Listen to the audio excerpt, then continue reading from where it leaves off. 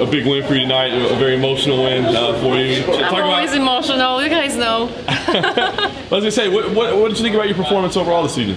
Sorry? What did you think about your performance and how you fought? It's hard to tell. I'm gonna have to watch the fight. I mean, I really did my best. I wanted to finish the fight. I really wanted to finish this fight. I've seen a lot of holes in her game. She's a dangerous fighter. You gotta respect what she's got. So, you know, the shorter the better, so I can save my face for looking like this. But, you know, I dropped her in the first round. I was trying to finish. It didn't work, and I'm just glad I got the win in the end. You were battling back tears right after the fight. What was going through your head? What was the emotion at that moment? It's been a long time I'm fighting. You know, I really want to get this belt. It's very important for me, and I don't have the time to move backward. So I'm seeing every fight right now as it can be a championship fight, but it can be my last fight. So it's the kind of pressure I feel. I don't want this to finish. I would like to fight forever, but you know it's gonna have to be a hand somewhere. So as long as I'm moving forward, I'll be there. But I have no space to move backward. So it's just such a relief. You know, even my last fight also, just for me to finish with the win and keep moving forward so I can keep pursuing my dream. Did you have a chance to watch Letourneau's fight? What did you think of her victory? This fight? Yeah, did you get a chance to watch it? She's a smart fighter. You know, I respect her a lot. She knows how to take the fight where she has to, where she's good at. She's not the most technical striker, but she knows enough to take the fight at the right place.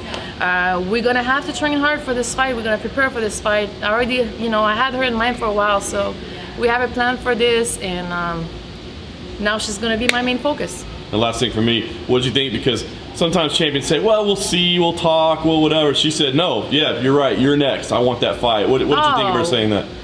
Yeah, I mean, you know, we had this in mind for a while. It's all with respect because, you know, we both respect each other as a fighter. It's just, we want to test her skills. I think it's a good test for both of us.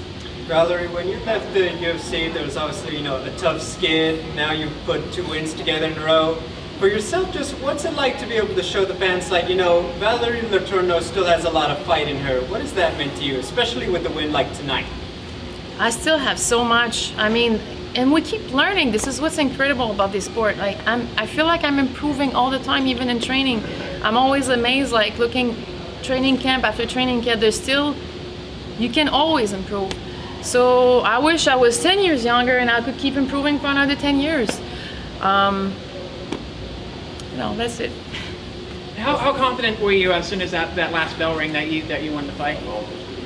Oh, I was pretty confident. I mean, we never know with the decision. I had decision I was really surprised with before. So, but with the takedowns, and I think I was dominant.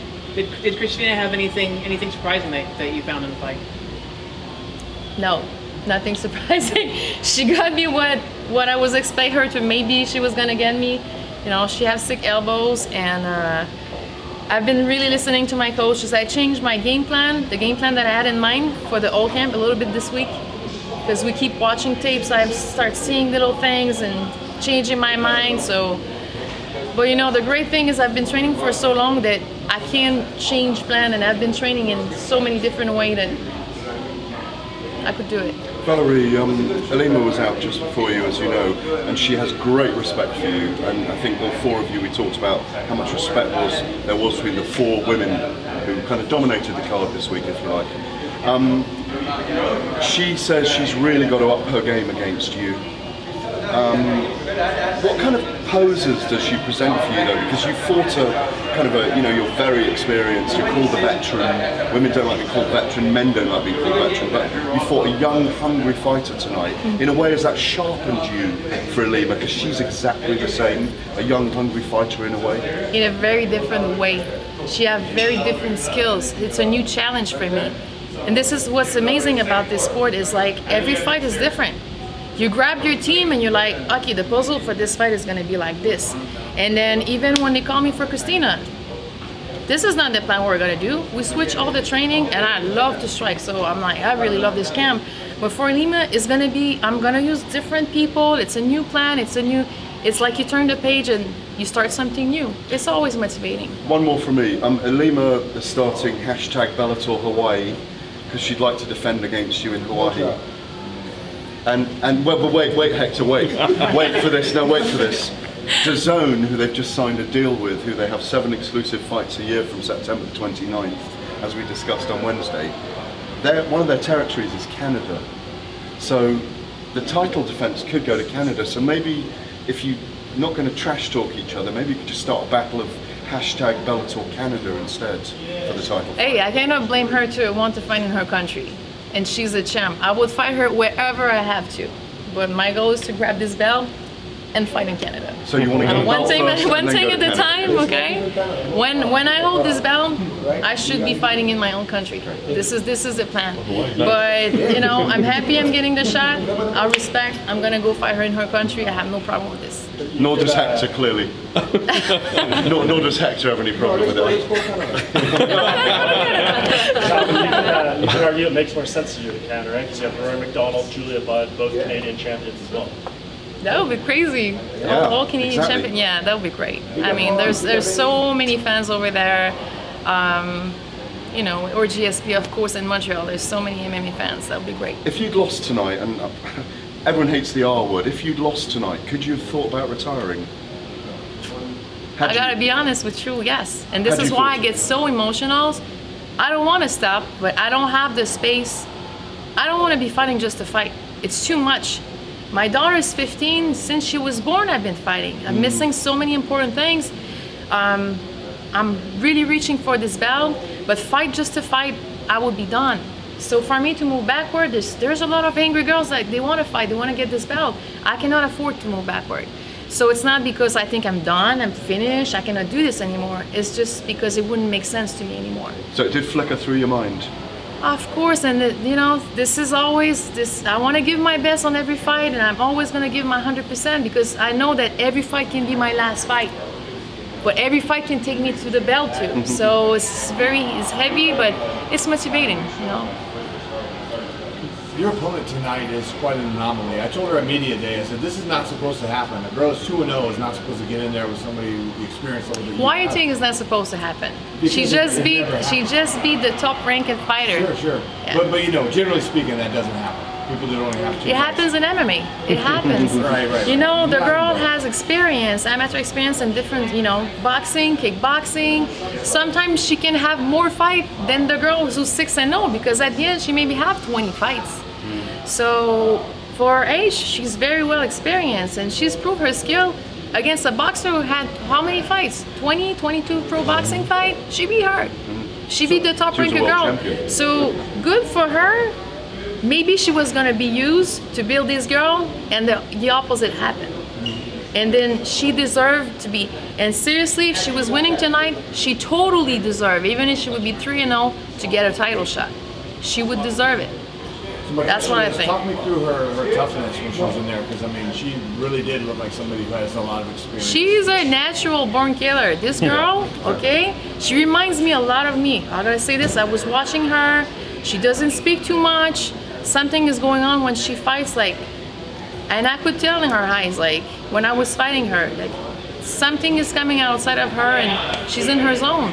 And she's what, she's 22? 28. 20. I thought she was younger. I thought she was younger, but I think she's just still much younger than me. No damage though. She's had no damage in her No, career, so. and she's gonna keep improving her game. It's just, you know, there's something you cannot teach is what she's got. You can train as much as you want. We see talented fighter all the time in the gym. They get to the fight and then suddenly they can't fight. I think she's probably the opposite. So good for her. I mean, I wish her the best for the future, but like, it was my fight tonight. Yeah. Valerie, once upon a time you were in her shoes, coming up, experienced the first loss. What would be your advice for Christina after this one? Just look at the fight, keep working on your skills, get more skills in different, like, it's mixed martial art, and pretty sure she's learning, you know, she's been very active lately. So maybe she can take a step back, watch the tape, watch the 3 last fights she did, and learn from it. And I think she just got it. You know? We're asking everyone this. How would you feel about staying in the sport if they made a women's flyweight tournament? How would you feel about staying in the sport longer and in Bellator, kind of, you know, just throwing ahead? if they created a women's flyweight Grand Prix tournament as well, like they're going to do with the welterweights and the heavyweights? Would that keep you in longer? Yeah, of course. Like I said, as long as I'm moving forward. As long as I'm moving forward. I cannot, not that I cannot afford one loss, but honestly, it would always depend on how I lose a fight. There's no space for me to move backward. Does your daughter watch all your fights, and is she here? No, she's not here. Was she watched the fight? She didn't watch this fight tonight, Yeah. but she's usually watching all my fights, and she's really, you know, I was fighting before she was born. She's better than my mom to watch a fight. You know, she can tell what's going on. She's not scared at all. I remember when I fought Joanna, she's the first one I called. I was in the ambulance and I called my daughter to tell her I was fine. She's like, I know you're fine. Everybody was freaking out. My face like was a little bit worse than today. And she just started talking about Ronda Rousey that got knocked out. She was not worried at all. So this is my daughter. She grew up in the gym. She grew up, I was training at TriStar at that time. She was playing with her toys over there, seeing guys bleeding. My coach was explaining her what was going on. It's just normal to her. So she can watch my fight. One more. Have you spoken to her yet? Huh? Have you spoken to her since the fight? No, I tried. It was too late. No, yeah, we have a time difference, so yeah. yeah. And what's Tomorrow her name? morning. Gabrielle. Gabrielle, thank you. Brilliant.